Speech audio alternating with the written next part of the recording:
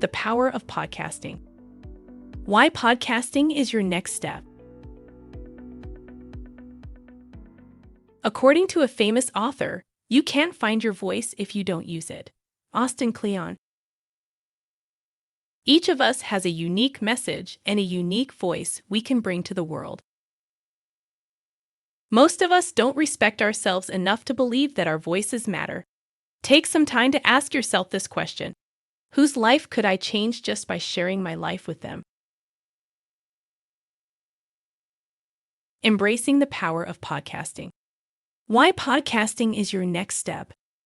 Podcasting has emerged as a dynamic and influential medium, offering a unique avenue for content creators to connect with audiences. As we delve into the world of podcasting, we'll explore the numerous benefits that make it a next step for individuals and businesses alike. From its rapid growth to the convenience it provides, podcasting is reshaping the way we consume and share information. Join us on this journey to understand why embracing podcasting could be the key to expanding your reach and impact. The rise of podcasting. Podcast industry growth.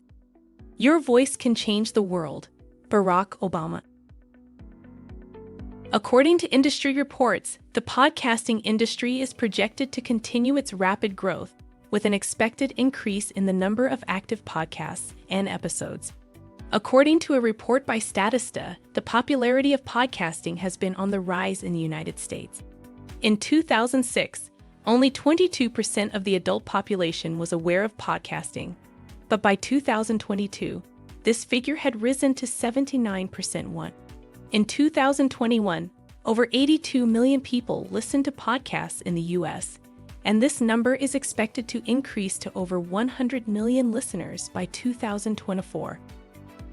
A MarketData's report estimates that the global podcasting market accounted for USD 21.4 billion in 2022 and is expected to reach around USD 133.9 billion in 2032, registering a CAGR of 27.8% between 2023 and 2032. Another report by Demand Sage suggests that the worldwide podcasting market is worth $23.56 billion in 2023 and is expected to increase at a CAGR of 27.6% between 2023 and 2030. A Grand View research study valued the global podcast market size at $9.28 billion in 2019 and calculated a potential CAGR of 27.5% for the industry from 2020 to 2027, which means that the podcasting industry is likely to reach $60.5 billion in 2027. Podcasting has witnessed unprecedented growth in recent years, with over 2 million active podcasts and 48 million episodes available across various platforms. This surge in popularity is indicative of a shift in consumer preferences towards on-demand, long-form content that caters to diverse interests.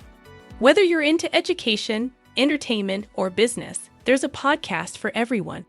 The sheer volume of podcasts highlights the vast potential for reaching a global audience and carving out your niche in the digital landscape. Establishing authority. Be the ultimate professional. Hosting a podcast is a powerful tool for establishing yourself as an authority in your industry.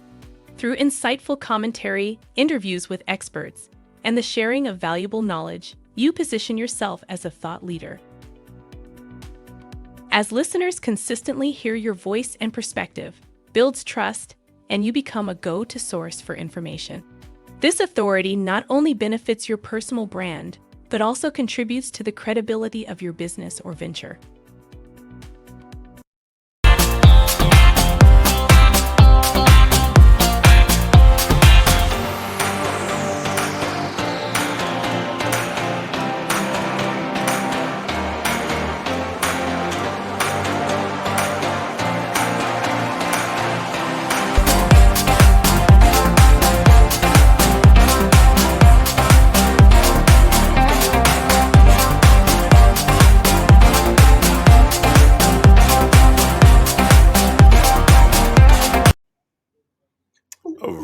right, man. Listen, you know what, Oscar? I saw your text. I did, but I ignored it. I ignored your text on purpose. Fine, be that way. All because people need to know the power of podcasting. Okay, that's what we're all about. We selling it, bro. We selling it. You buying? Are you buying what I'm selling? Are you buying what I'm selling? Okay. Wake up. Welcome back to Focus on You with Phil and, of course, my good friend Oscar. You know, we look alike. I'm supposed to be his twin, but I'm better looking, so I'm happy. Beauty I is in the thank eye of the beholder. I thank God every day that me and Oscar don't look alike. That's it's just facts, facts, facts, facts.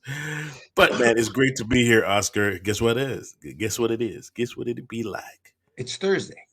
It's Thursday, and in a couple of weeks, a couple of days, we're gonna have this thing called Christmas, It's the baby and Jesus' birthday day. baby Jesus' birthday day. That's right, and that's why we give gifts to loved ones and friends. So I got you a gift. Cole again. No. I got Charlie Brown. I got a rock. This gift is so good you can't even see it. That's how wonderful this gift is. You know what? You can feel it, but you can't see it. It's a gift of love. It's the gift of love. You got it, bro. Man, you're smarter than I realize, man. Thank you so much. Anyways, we got a great program today. We got double trouble. We're gonna call them double trouble. We got Eminem. Eminem Eminem, is here.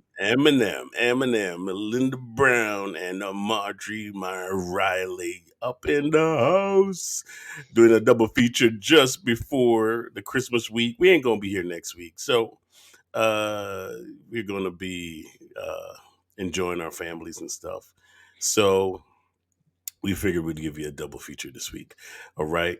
So we got Melinda, who is an excellent entrepreneur, man. She got a business that can help some of y'all out. You know, you're looking for that little side gig to do, little side job, or even something full time. Listen, this is she's talking Or, about or, or you just want to have a revenge vacation after being locked up. revenge.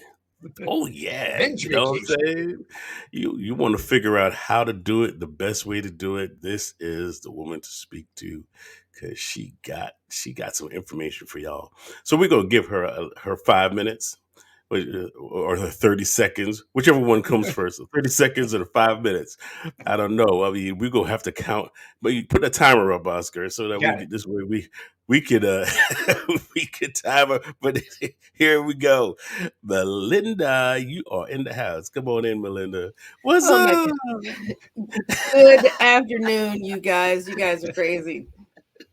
It's still morning for you out in Chicagoland. No, you know what it is? I'm trying to accommodate the East Coast. So, yes, it is still morning here. So what's it like in Chicago? You know what? There's no snow. Praise God for that. It's All right. sunny outside, so we're at the end of December. You don't look it in the face. So thank you, Jesus, for whatever's gonna just look at it Whatever's in going your on out there. periphery. Don't look it in the face. Take it and roll with it.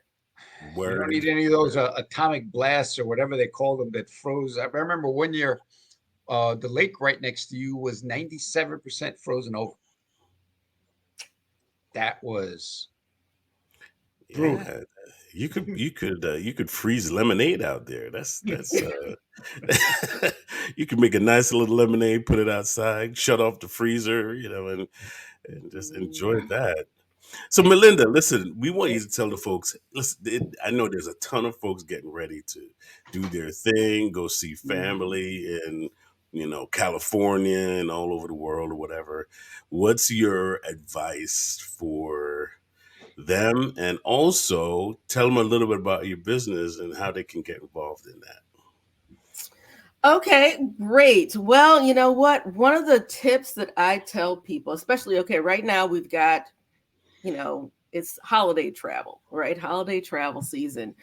In the event you are going to take a connecting flight, there's two schools of thought. When you book the flight, you don't want a long connection, right? So you don't want a long layover and going to your ultimate destination. But something to consider, we have a lot of instances, unfortunately, at this time where you've got flight delays, flight cancellations, all of those things. And if your connecting flight is, too close to that arrival of that initial leg, then it really can't accommodate any flight delay.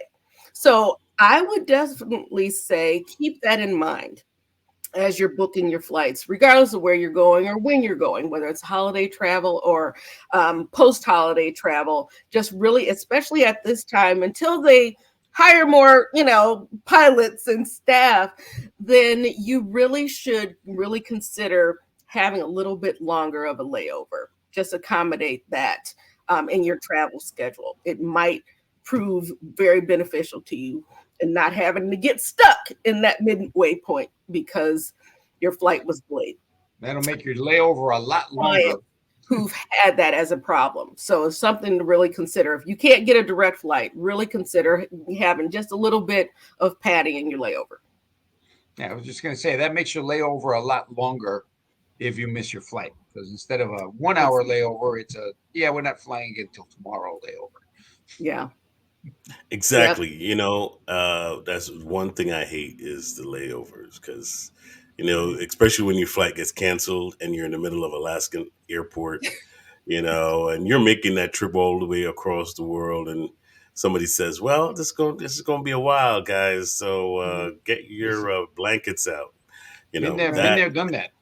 That is torture. So, okay, for the folks that are living, on a paycheck to paycheck kind of a budget, and they're like, man, what can I do that's fun and make some money at the same time? I think you have the answer to that question. I do have the answer to that question. So here, in the travel business, we sell recess, right? So we sell recess initially. That's what we do. But there are incredible benefits to being on the inside of the recess in selling industry. Something to really think about. I can't tell all the insider secrets to the world, but if you reach out to meetmelindabrown.com/PNN, I can tell you a few of those secrets, right? But just in general secrets that can be shared. The industry of travel is amazing. One of the largest industries in the world. Every industry in the world touches the travel industry in some way, shape, or form, right? Regardless of what you do, there's some touching of the travel industry. And so when you want to be able to do that travel, if you're going to put a bucket list of travel together, you're actually, from the inside of the industry, we get access to learn so much more about travel and traveling than, the late travelers do. So something that people don't know, just to think about this. If you're going to go somewhere and you're going to stay at a hotel, why do you choose a hotel? Generally, you're choosing a hotel that's close to whatever it is that your activities are, right? And price are the two general things that you think about. Maybe if you're part of a loyalty program, what are you doing there? All right. I'm like, maybe you're part of a loyalty program. So maybe you try to stay within that brand and that family of brands to get your loyalty points. But primarily, you're thinking of location and price. Well, each hotel brand caters to a certain kind of traveler. And as a layperson, you don't really know that. So there are business hotels, right? If you're taking a business trip, you don't want to go and stay at a family hotel, a hotel chain that caters to families, because then you're going to have screaming kids all over the place. Is that what you want to do in your travel business or in your business travel? Is that what you want? Or if you're traveling as a family, you don't want to go and stay at a business hotel, then everybody's going to be complaining about you. And that's going to impact the experience that you have in your vacation. So from the inside the industry, we get a chance to learn from all of the brands for free because they want you to know about them. Learn all of the things about all of the brands. We get access to learn directly from tourism boards and everything. So when people come to us as travel agents, then we truly are an asset to that client so that we can add value to their experience. Well, I can add value to my own travel experience from the inside of the industry. So if you want to increase your bucket list and have greater travel experiences, then it's best to do it from the inside of the industry. And when you go and do all that booking yourself, you're actually just a travel agent because there's commission built into most of those travel transactions that you're paying retail price for. So why don't you put those travel commissions in your own pocket while you're learning how to travel better and doing it for less? So those are the things that I teach people how to be able to do, and, have recess all the time if they want to. So meetmelindabrown.com/PNN if you'd like to learn any more about that. My dude, this is excellent. Make money while you are on the beach. And learning about peanut butter cups. Yeah, or counting grains of sand. That could be your job while you're on the job. I mean, it's 1, 2, start counting, and that could be fun too, right? Or is that just me? Well, you know what? One of the things that we do, part of our taxing profession is to go and do market research. So we go to those resorts for you so that we can learn all about, are those swim up bars and restaurants actually the way that they are purported to be, right? Is that hot rock massage on the beach at sunrise actually the way that they promote that to be? That sounds very stressful. I can't believe the sacrifices you have to go through. It's a tough life from the inside of the travel industry sometimes, but I wouldn't trade that for a 9-to-5 office job ever. What do you do? Thank you so much, Melinda. That is amazing. Yes, if you reach out to Melinda, because guess what? We all want to experience that kind of luxury and stress, that kind of beach stress that, you're sipping whatever virgin margarita on the beach or something. That is very stressful. And we would love to experience some more of that. I don't know. All right. Stale office coffee at work or a cappuccino in Italy. I don't know. Yeah, that's tough. Decisions have to be made, but somebody has to do it. All right. You heard from Melinda Brown to tell you how you can travel this Christmas season and save some money in the meantime. All right. Now we have our featured guest, and she is none other than Marjorie Mair-Riley, and she is going to be talking to us about some of the things she does to help folks get out of their mess. So here we go. Marjorie, come on in. All right, I'm in. All right, I'm just happy to be in the number. Oh, what? How are you? Right back in the pool right after we're done. I'm good. No complaints here. Y'all are I like your office, man. You just kind of take a break, jump in the pool, come back, and go. Yes. You remind me of Melinda. Yeah, I gotta have that woosah moment in here. I gotta chill. Oh, absolutely, gotta chill. So, Marjorie, listen, man, tell our audience a little bit about what you do.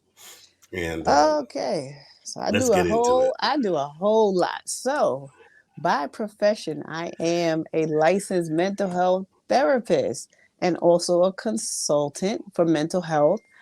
Also, in my profession, I am a clinical director of a residential facility where I supervise all the therapists and the caseworkers, develop treatment plans, concurrency plans for where children are going to live and how do we plan for their future. I also develop self-care plans, and deliverance plans for those who need healing and who need steps and different resources how to move towards healing.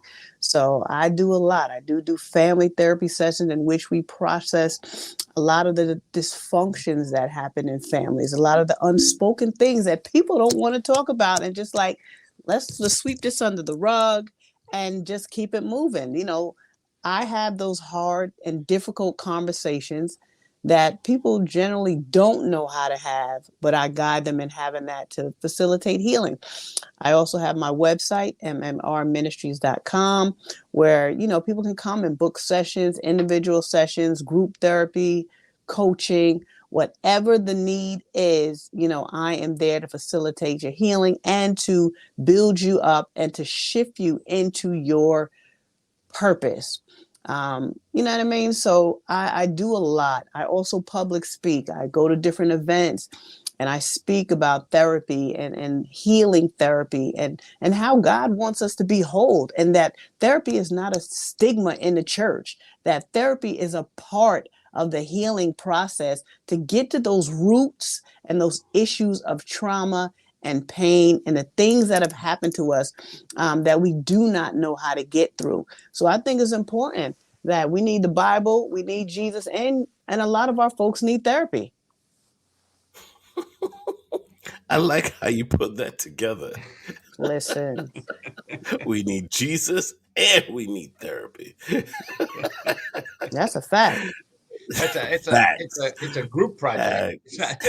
Yeah, they all work together. You know what I mean? Sometimes we try to leave one out without the other, but the mind and the body and your physical health is all connected together. It's like you can't leave one without the other. You can't have a three-legged exactly. table. No, we need a four-legged table. Let me ask you this: What do you love most about what you do? I love most when I can see the growth. I can see the change in the thinking, how people think, how they're processing things now, how they're able to manage their urges, their thoughts, their feelings. They can actually identify when they start to feel angry. Where in my body am I feeling this anger? Where am I feeling this sadness? So those are the good things. When I see a family who could not communicate before, now they can talk to one another without wanting to go upside each other's head or throw objects or do things. You know what I mean? So that's what I love the most, when you see the growth of families and children, and they can be functional and they can have a conversation. They can be productive and successful. That's the best part of what I do. That's absolutely powerful. I am no stranger to Marjorie. Marjorie and I did a workshop for at-risk teenagers some time ago. I think before COVID, right? Yeah. And teaching kids about safety that we don't teach that safety to our kids because we didn't grow up with technology, and kids now are being groomed online. And the sex trafficking starts in the U.S. It starts with kids being groomed online. So we had a great session with at-risk teenagers and showing them what it is, what they need to look out for, how to be safe. And that's you deal with kids all the time that have been abused mentally, physically, sexually. It's a tough job that you have, but I'm so glad you're doing it. Thank you. And the reality is that our kids are exposed to so much pornography and things on the internet. All they have to do is misspell a letter or something, or on their game, at the bottom of the game, there's a website to these things. You know what I mean? So we just have to be so alert. Even in the games. I kid you not. Very simple things that they have access for easily if there's not parental controls and monitors and things in place. And let me ask you something. Now that y'all brought this up and shake the rat's nest, listen, how do parents monitor these things when it's like so ingrained in society. It's almost like you're playing dodgeball with a fiery, like, you just put a ball on fire and can try to play catch. How do you keep up with this stuff And the reality is, as a parent? hopefully, yeah, wow, it's not an easy job. You know what I mean? Because you have all these other social media sites where it's readily available. It's not like used to, the days where the prostitutes and the people were on the streets soliciting themselves. Now they do it through social media. Yeah, Now it's yeah, through yeah. social media. People are hooking up, linking up. So that's where the parental monitors come, knowing exactly what your children are scrolling through, setting those timers for the tablet to cut off. But kids are slick too, and they know how to get around a lot of these things. So you got to have those devices on your phone to shut it off, so they're not in control of that. But I had one case, this was so funny. The girl asked her mom, could you put in the password for me for the tablet? Little did she know the girl was recording mom putting in the password, and she had it. So so these are the things kids are doing. Oh my And she recorded the goodness. password, so now she knew, so she can get on there and go whatever site she wanted to go on and view whatever she wanted to view. You have such our little kids, they when the tablet's not monitoring, they're on those pornography sites. Now, how do when you have a family, and now I'll shut them and let Oscar go after that. But when you have a family that is dealing with this situation, especially if your child is definitely way underage, like 7 or 8 years old, right? And they're being exposed to this information, which their mind and their emotions are not ready for. Yep. How do we? How do you advise parents when you are in that situation?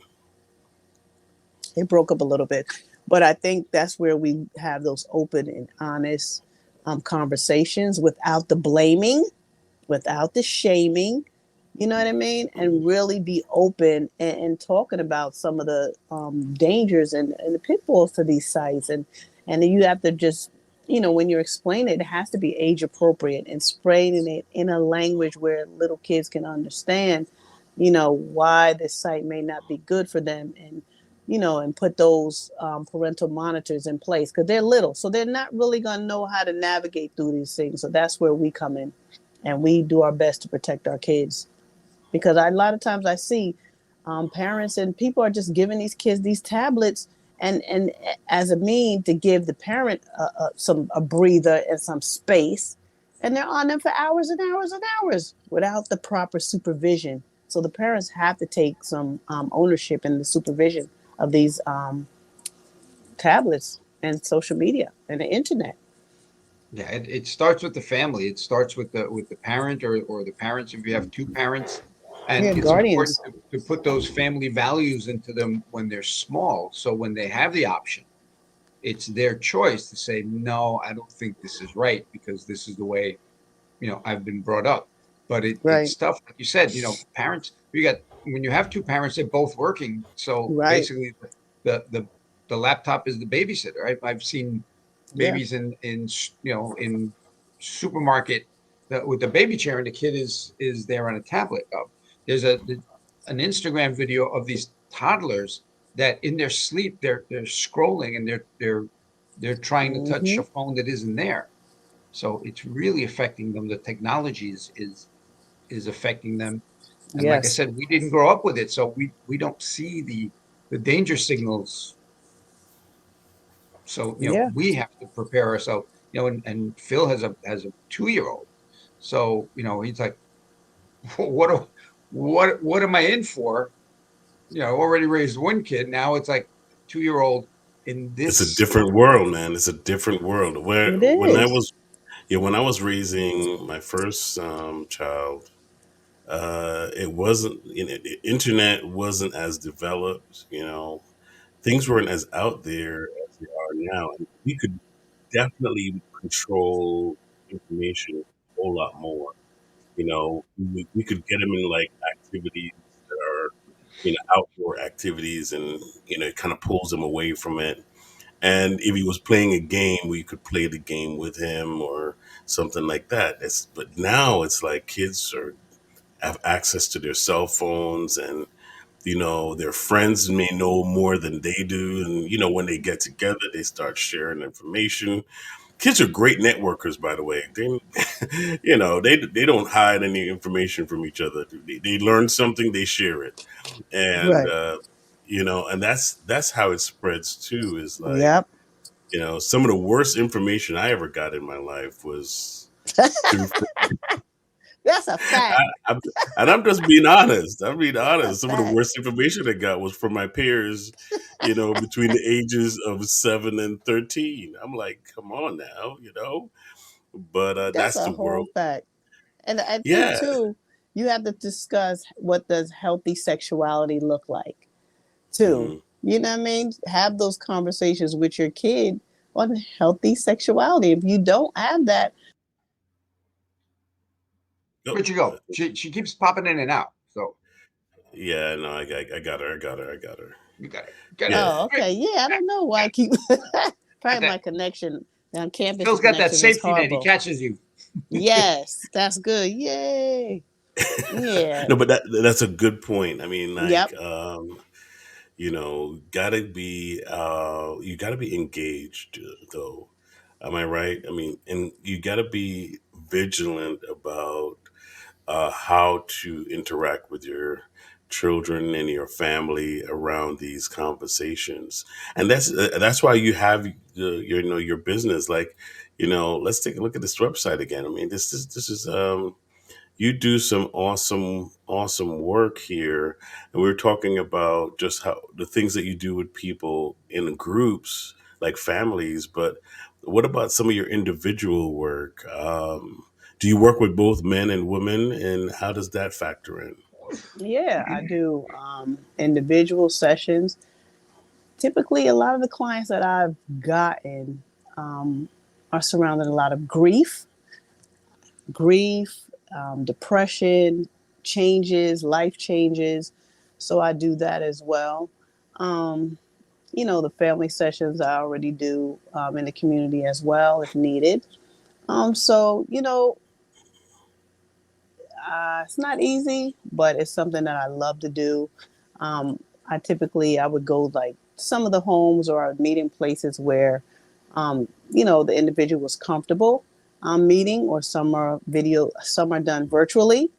So Mhm. that way, I accommodate, you know, the individual's schedule, and we work on whatever we assess is the need, whether it's trauma based, whether you're struggling with an adjustment, you just had a major loss or grief or something that just happened in your life. So that's where the assessments come in, and assessing what the need is, and planning a treatment plan. Yeah, my wife's a teacher, and when kids are acting strange, her first thing is like, is there anything going on at home? Yeah. Because it'll manifest in the classroom, but you need to dig deeper and find out where is this, this strange behavior coming from. And then I believe that's what you do. You give people a safe place to Yeah. be able to talk and say, yeah, by the way, this is happening. Yep. And I got to make sure too, if I'm doing any form of therapy, that the individual has to be in alignment with their treatment plan. They actually have to want to do this work, because I'm not going to be wasting my time having sessions with you and you just come and vent, and you don't want to put in the work to change the way you think. You don't want to put in the work to change the behavioral patterns. You just want somebody to vent and get it off your chest in the moment, but you right back to the same thing. So you have to want to be healed and want to do something different, because I'm absolutely not going to waste my time. So the end result does matter to you. It's not like just a paycheck.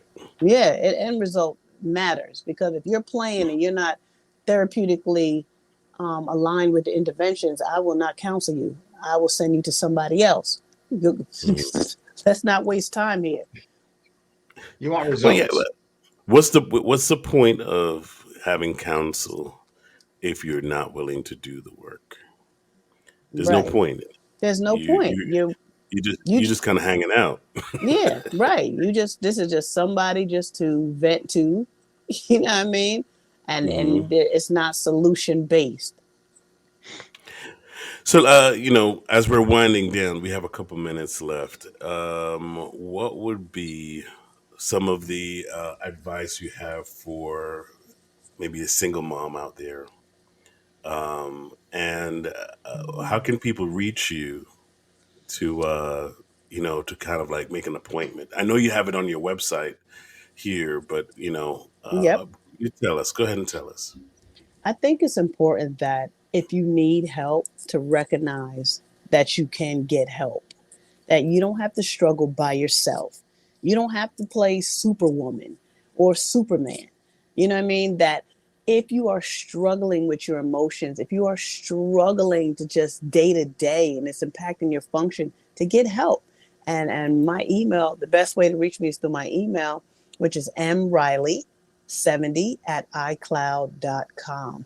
But you are not alone, and know that you can learn how to go through the hard things in life and the hard challenges in life, and that they don't have to stop you. They can be a moment in time, but it doesn't have to affect your momentum in life. Wow. There's a moment in time, but it doesn't have to affect your momentum in life. Any Yeah. last words, Oscar? Yeah, it sounds like you were trying to say, you can have a bad day, just don't live there the whole year. That's what I'm saying. That's it. Don't Let, make it your whole life. The let thing it that go. happened to you, and because you'll get stuck in arrested development, and Hmm. nobody wants that. Yeah, there's Absolutely. that old the old, I don't know what exactly they were. There was a young monk and an old monk walking in the forest, and they come up. The woman's trying to cross the stream, but she doesn't want to wet her dress, and the old monk picks her up, carries her across the stream, puts her down, and they keep walking. And about 5 miles in, the young monk finally goes, I have to tell you, I can't believe it. You touched a woman. We're not supposed to touch women, talk to Right. them, or have any interaction with them. And the old monk says, yeah. He says, but I put her down at the other side of the bank. You've been carrying her the past 5 miles. Mm. So yeah, things are going to happen, but you can't live in that moment. That's Hmm. what I was talking to Marjorie earlier about, Yeah. the book The Power of Now. It's live in the moment. Yeah, things have happened, but you need to move on. Yeah. Um, I got another quick story. I don't know if the younger audience doesn't remember Vietnam, but there's a famous picture of a girl running down a road. All her clothes have been burnt off, and that was like the defining picture of the Vietnam War, where the pilot dropped napalm and just burned his village, and there were a whole bunch of civilians there. And my wife, who's a teacher, goes to seminars, and she calls me up. She says, "You won't believe who's speaking today. Mm. It's that woman." And she said she relived the horror of that day for years and years and years. And one day she said, "You know what? I'm forgiving the person that did this, and in that I'm healing myself." She went to find a pilot, found him. The guy was like a throwaway drunk, because when he found out what happened, he was just following orders. They were told it was just the enemy were in that village. When he found out what he did, he just completely lost it. And she Mm. actually killed him and herself. And she said, "I let go of that trauma because it isn't serving. You have to let go." Says you don't forgive someone, and say it's okay what you did. You forgive someone to heal yourself. Yep. It's a wild story. It's true. That's a good point. Good points. Good points, man. Marjorie, thank you so much for coming on today. Yay. You are an exceptional guest. An exceptional guest. Of course, we're gonna have you back. Yeah. You know Because that. that's, I'm here. yeah, by popular demand. Popular demand. Yay. But yeah, thank you so much for joining us. Those of you who are listening on Spotify, iHeartRadio, and on Roku and Amazon Fire TV, we love you too. And please give your comments. And, you leave your comments and questions in here. We will forward them over to Miss Riley so that you can connect with her on a deeper level. So, If you want to get an upgrade, this is the best way to go. All right, we just want to make an announcement as well. The Phoenix National Power Up Breakfast, which is usually held on Thursdays at 8 a.m., will not be in. We will not be doing it between now and the end of the year. So we'll be coming back the second week in January. The second week in January, you can catch some of our programs on the Phoenix National Network on Roku and Amazon Fire TV. Because we know y'all have streaming devices. We know. We know you got it. So let's not pretend here. All right. So we will see you again next year. Happy New Year. Happy holidays. Peace. Peace.